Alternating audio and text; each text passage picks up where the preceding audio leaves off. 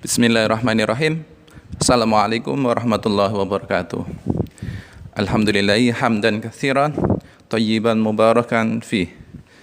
Allahumma shalli ala Muhammad wa ala ali Muhammad. Sahabat sekalian yang dirahmati Allah, kalau kemarin kita membahas tentang big dream yang ada di dalam takbiratul ihram dan di takbir yang kita lakukan di dalam sholat kita, kali ini kita akan membahas tentang iftitah. Pelajaran apa yang kita bisa ambil dari iftitah ini? Oke, baik sahabat-sahabat sekalian, kita akan bahas. Setelah kita melakukan takbiratul ihram di dalam sholat kita, maka kita disunahkan untuk membaca doa iftitah. Doa iftitah ini macamnya banyak sebenarnya. Ada sekitar 12. Ada yang menggunakan Allahumma ba'id baini, kemudian ada yang menggunakan Allahu akbar kabira, ada juga yang mengawalinya langsung wajjahtu wajhiya lilladzi fataras samawati, dan yang lainnya. Ini tidak menjadi masalah karena Rasulullah pernah menggunakan doa-doa itu. Artinya tidak perlu kita perdebatkan. Akan tetapi dari sekian doa iftitah yang dilakukan oleh Rasulullah, ada beberapa hal yang terkandung di dalamnya. Yang pertama adalah bentuk pujian kepada Allah, mengagungkan nama Allah. Kemudian yang kedua adalah bentuk kepatuhan atau kepasrahan hamba terhadap Allah. Dalam sebuah kalimat di dalam iftitah itu, hanifan muslima wa ma ana minal musyrikin.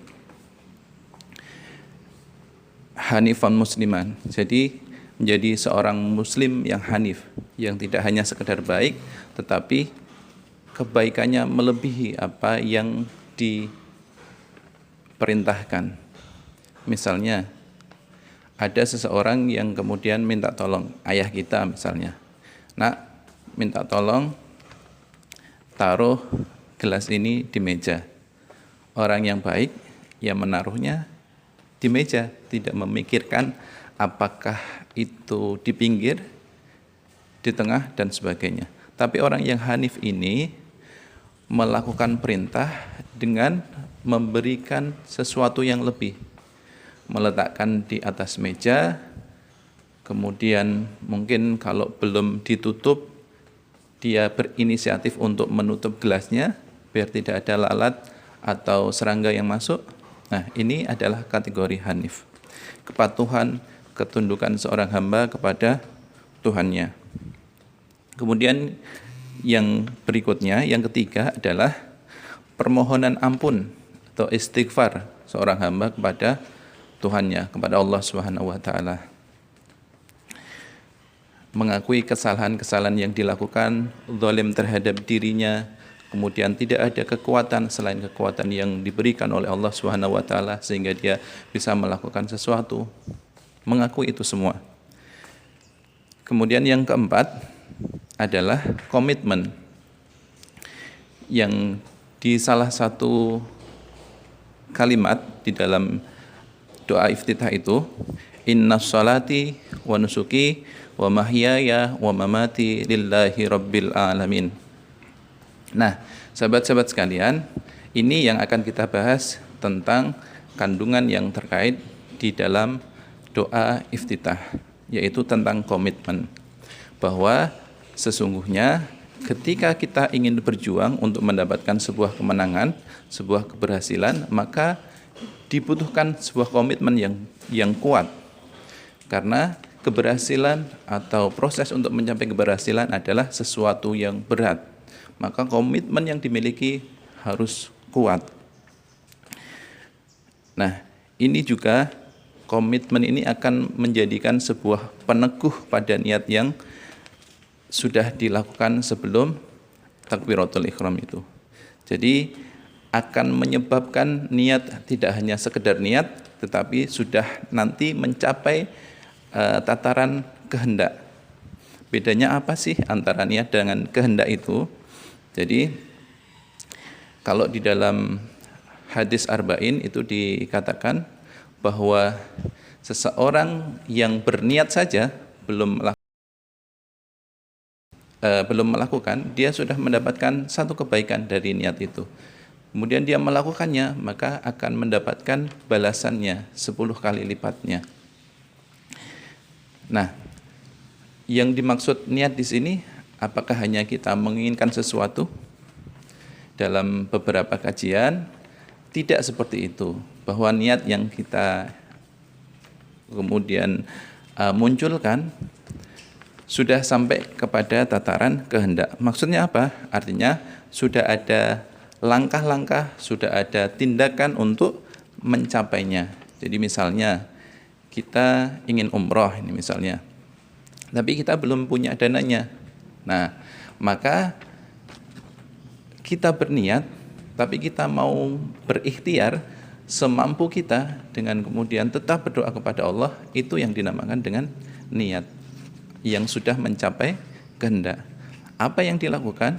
Nah, kemudian nabung meskipun sedikit-sedikit, pendapatan hariannya meskipun tersisa 10.000, dia sisihkan untuk diniatkan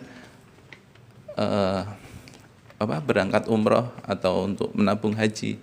Meskipun kalau dihitung secara logika tidak akan sampai, tapi bukan itunya. Yang penting adalah proses memantaskan dirinya. Semoga Allah nanti suatu saat akan berkehendak kemudian memberikan cara yang lain. Karena ikhtiar adalah bukan cara Allah untuk mengabulkan kehendaknya. Allah untuk mengabulkan seseorang itu berangkat haji atau umroh, caranya bermacam-macam. Maka kembali lagi kepada niat tadi, bahwasanya ketika kita sudah meniatkan, kemudian sudah ada tindakan untuk memantaskan diri, insya Allah Allah akan memberikan jalan yang mungkin kita tidak sangka. Nah, inilah niat yang sudah membentuk atau mencapai kehendak. Sekali lagi bahwa komitmen itu akan meneguhkan niat. Sahabat-sahabat sekalian, proses untuk mencapai keberhasilan tidak hanya sebatas pencapaian. Artinya, untuk seorang yang beriman, maka yang dinamakan berhasil, yang dinamakan sukses itu tidak hanya sekedar kita ingin, terus kemudian memperolehnya. Akan tetapi dalam prosesnya adalah mengutamakan ketaatan kita kepada Allah Subhanahu wa taala. Kan sering kita ada yang menyampaikan terkait dengan bisnis, bahwa bisnis itu yang penting untung. Tapi untuk orang yang beriman tidak seperti itu. Bahwa bisnis adalah ukurannya bukan untung dan ruginya, akan tetapi ukurannya adalah surga dan neraka. Maka orang yang beriman di dalam proses mencapai keberhasilan, misalnya di dalam bisnis, dia tetap memperhitungkan apakah yang dilakukannya itu Allah ridho terhadap dirinya atau tidak. Apa yang kemudian diambil langkahnya, ini benar tidak sesuai dengan aturan Allah atau tidak. Maka kalau tidak, dia kemudian membatasi dirinya untuk tidak melakukannya. Misalnya ada sebuah proyek yang kemudian ada yang menawarkan, nih saya kasih proyek, tapi minta tolong harganya di markup. Nanti kita akan kasih kamu kelebihannya. Jumlahnya lumayan besar ini. Di markup 2 miliar, kemudian kamu nanti akan dapat 40%-nya. Nah, kalau orang yang hitung-hitungan hanya sekedar bisnis, maka bisa jadi orang kemudian tertarik untuk melakukannya, untuk melakukan hal yang tidak semestinya. Tapi karena ini hitungannya bukan hanya sekedar bisnis, hitungannya adalah bagaimana Allah ridho terhadap kita ketika kita melakukan sebuah bisnis ini, maka seorang yang punya batasan seperti itu tidak akan melakukan perbuatan yang tercela, yang markup dana dan sebagainya. Maka sahabat sekalian, bahwa ketika kita sudah mengucapkan doa iftitah ini, kemudian mari kita bawa ke dalam kehidupan keseharian kita, ke dalam tindakan-tindakan seharian kita. Komitmen yang ada di iftitah ini kita kemudian wujudkan di dalam action-action kita, bahwa setiap apa yang kita lakukan, inna sholati, sholatku, wa nusuki, kurbanku, wa mahyaya, hidupku, dan bahkan wa mamati, dan matiku hanya untuk Allah Subhanahu wa taala. Kalau sudah seperti itu, maka semuanya untuk Allah. Maka Hakim mengatakan, Allah dulu, Allah lagi, Allah terus. Maka panduannya adalah Allah. Ketika melakukan sesuatu, ingat Allah. Ini Allah ridho atau tidak? Ini Allah suka atau tidak? Ini Allah senang atau tidak? Nah, maka kalau itu tidak sesuai dengan aturan Allah, dia akan tinggalkan. Baik sahabat-sahabat sekalian, ini makna yang saya ambil dari iftitah, yaitu sebuah komitmen untuk berjuang, memperjuangkan keberhasilan dengan jalan yang sudah ditentukan oleh Allah, dan berpaku atau berpatokan pada aturan-aturan yang dibuat oleh Allah Subhanahu wa taala. Sahabat sekalian, kita nanti akan lanjutkan di audio berikutnya tentang Fatihah. Apa kandungan Fatihah di dalam proses kita mencapai keberhasilan? Kita akan ketemu lagi insya Allah di audio yang akan datang. Terima kasih, semoga bermanfaat. Kalau ada kekurangan, kekhilafan, mohon maaf yang sebesar-besarnya. Wabillahi taufiq wal hidayah. Assalamualaikum warahmatullahi wabarakatuh.